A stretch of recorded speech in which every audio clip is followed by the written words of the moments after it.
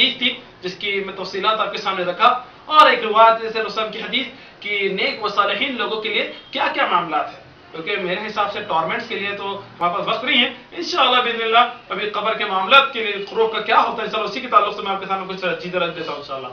جو نیک و صالحین روح رہیں گی، علماء کے اختلاف پہلے بتا دیتا ہوں میں۔ کچھ علماء کے اختلاف یہ ہے کہ عذاب صرف روح پر ہوتا، جسم پر نہیں ہوتا۔ کچھ علماء کا اختلاف ہے کہ جسم پہ بھی ہوتا، روح پہ بھی ہوتا۔ کچھ علماء کا اختلاف ہے جسم پہ ہوتا، روح پہ نہیں ہوتا۔ بہتر تر قول یہ ہے، بہتر رائے یہ ہے کہ دونوں پر ہوتا۔ افضل ترین قول یہ ہے کہ دونوں پر ہوتا، کیونکہ مثال کے طور پہ جب جسم سے روح نکال دی جاتی تو جسم پہ کوئی اثر نہیں ہوتا، جسم کی کوئی ویلیو نہیں رہتی، اور اسی طریقے سے روح اس کے ساتھ مل جاتی جبھی جا کے جسم پر جو ہے عذابات ڈالے جائیں گے۔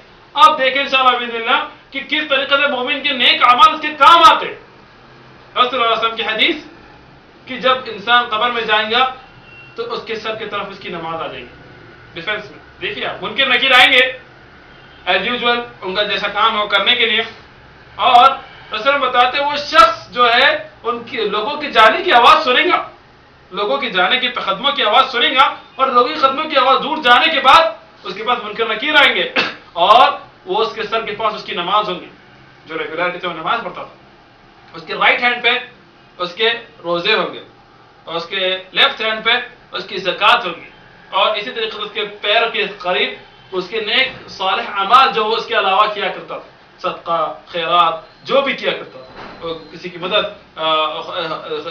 کیا بولیں گے تم اس کو کہ لوگوں کے ساتھ اخلاص سے سلوک کرنا، جتنے معاملات حقوق العباد میں یعنی کہ جتنے معاملات ہیں تو یہ سب اس کے پیر کے پاس ہوں گے۔ جب منکر نکیر آئیں گے اور پیر سر کے ذریعے داخل ہونے لگیں گے تو بولنے لگیں گے کہ نہیں یہاں سے تیری انٹری نہیں ہے، اس کو روک دیں گے۔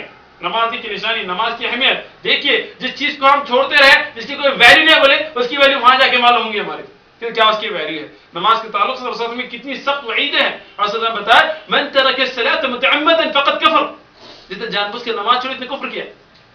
اندازہ لگائیے رسول اللہ کی اور روایت نماز کے تعلق سے بتا دیں کہ جس نے نماز جان بوجھ کر چھوڑی وہ قیامت کے دن امیہ بن خلف، فرعون، حامان و قارون کے ساتھ اٹھایا جائے گا۔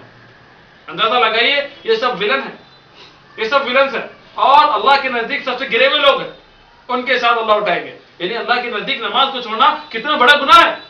اور رسول کی ایک اور حدیث اسے بتا دیں کہ جو مسلم اور کافر کے بیچ میں فرق کرتی بین المسلم والکافر الا الصلاۃ، کیا بات ہے، وہ نماز ہے جو مسلم اور کافر کے بیچ میں فرق کرتی۔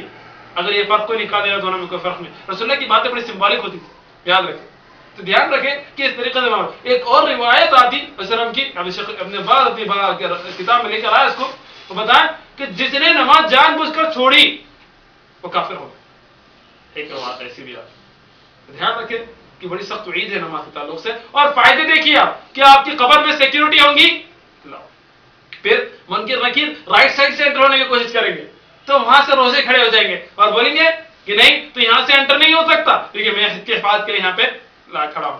پھر لیفٹ سائڈ سے ہوں گے تو اس کی زکوٰۃ، دیکھیے زکوٰۃ کو ہم کوئی اہمیت نہیں سمجھتے، کوئی اہمیت نہیں دیتے کہ ہمارے مالوں میں سے ہم زکوٰۃ نہیں نکالتے، اس کی وجہ یہ ہوتی کہ ہم قبر کے عذاب سے محفوظ نہیں رہیں گے۔ پھر یاد رکھیے یہی وہ چیزیں ہوں گی، یہی وہ کرنسی ہے جو ہم قبر میں بچائیں گے، یاد رکھیں۔ پھر اس کے بعد وہ پیر کی طرف سے داخل ہونے لگیں گے تو وہاں سے اس کے نیک و صالح اعمال اس کو روک دیں گے، منکر نکیر کو روک دیں گے اور بولیں گے مت داخل ہو یہاں سے، اور اسی طریقے سے وہ معاملات بھی اس کے روک دیے جائیں۔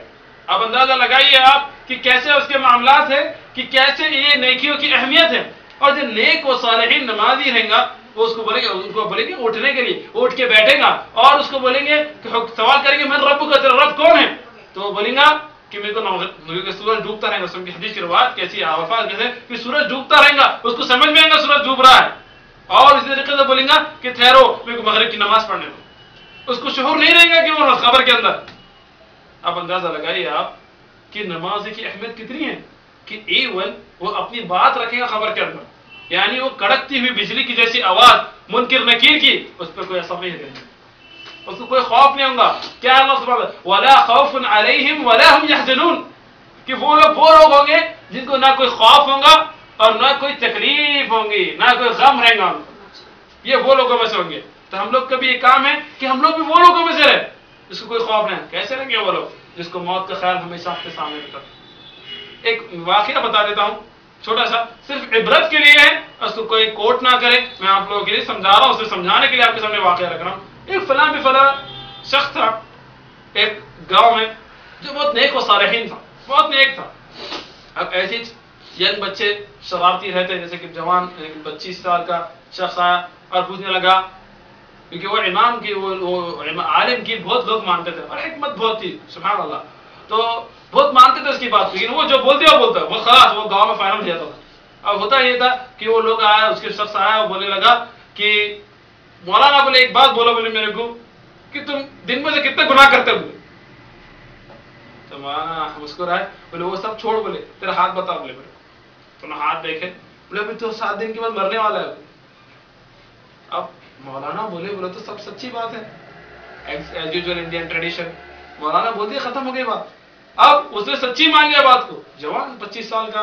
اب گیا بھاگتے ہوئے دوڑتے ہوئے گیا گھر پہ، بولا کہ میں مرنے والا ہے 7 دن کے بعد. کون بولا؟ مولانا. گھر والا بھی صحیح مان لیا. لیکن جلدی جو بھی کام نیک و صالح ایک دم عبادت اتنی کر رہا، یہ گناہ نہیں کر رہا، گھر کے باہر نہیں آ رہا، فجر کی نماز پڑھا، تہجد پڑھا، ہر چیز کر رہا. اب اتنا معاملہ ہو گیا اس کا کہ بس آخری دن تھا 7واں دن، اتنی حیبت اس کو موت کی کہ جو ہے اسی طریقے سے معاملہ ایسا ہو گیا اس کا کہ کھانا بھی کم کھا رہا موت کی حیبت میں، موت کی گھبراہٹ میں. تو اب وہ یہ کہ امام صاحب 7واں دن اس کے پاس گئے، کیا بات ہے، کیا حال چال ہے بولے. کیا تو امام صاحب پوچھتے اس کو کہ بھائی کتنے گناہ کیے بولے اتنے دنوں میں. کیا بولے بڑی باتیں کر رہے بولے، تم نے تو بولے مرنے والا ہے بولے آج، اب مرنے کے ٹائم میں کیسا بولے میں گناہ کروں گا بولے. بولے یہی ہر ایک مومن کے واسطے بھی ہونا چاہیے. تو مرنے والا نہیں ہے، میں تیرے کو جھوٹ بولا تھا بولے، صرف تیرے کو معلوم ہوتا ہے کہ ایک مومن کے لیے ایسی ہونا چاہیے کہ اپنی موت کو ہمیشہ سامنے رکھنا چاہیے، ہمیشہ اپنی موت کو سامنے رکھے. انشاءاللہ باذن اللہ اس کے اعمال بھی نیک و صالح رہیں گے انشاءاللہ باذن اللہ. یہ واقعہ صرف ایک آپ کا عبرت کے لیے، اس کو کچھ کوٹ مت کرو، کہیں بھی کوٹ مت کرو، عبرت کے لیے آپ کے لیے کہ انشاءاللہ ایک مومن کے لیے موت ایسی ہونی چاہیے، ہر وقت سامنے ہونی چاہیے. اور اسی طریقے سے اس جوان کے جیسے نیک و صالحین عمل اگر کرنا ہے پورے 7 دن تک میں، پوری زندگی بھر تک انشاءاللہ، تو ہمیشہ اپنی موت کو سامنے رکھیں. کیونکہ اللہ سبحانہ تعالیٰ اس کا حکم آج سے 1450 سال پہلے اتار دیے سورہ قاف کی آیت نمبر 17 میں، وَجَاءَتْ سَكْرَةُ الْمَوْتِ بِالْحَقِّ، موت کی سختی بڑھ چکی ہے تمہارے طرف. تو دھیان رکھیں موت کبھی بھی آ جائیں گے، اللہ کا حکم ہو جائے گا اور ختم ہماری موت آ جائے گی. اور اسی طریقے سے معاملات نیک و صالحین لوگوں کے رہیں گے.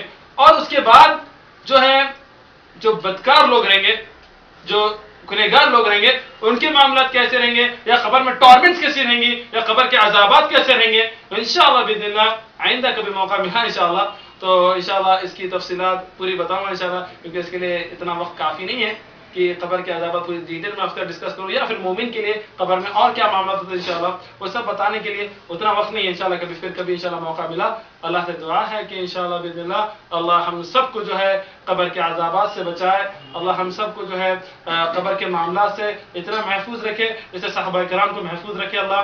اور اللہ سبحانہ وتعالی اللہم انی اعوذ بک من الفتنة القبر وفتنة المسيح الدجال وفتنة المحيا والممات.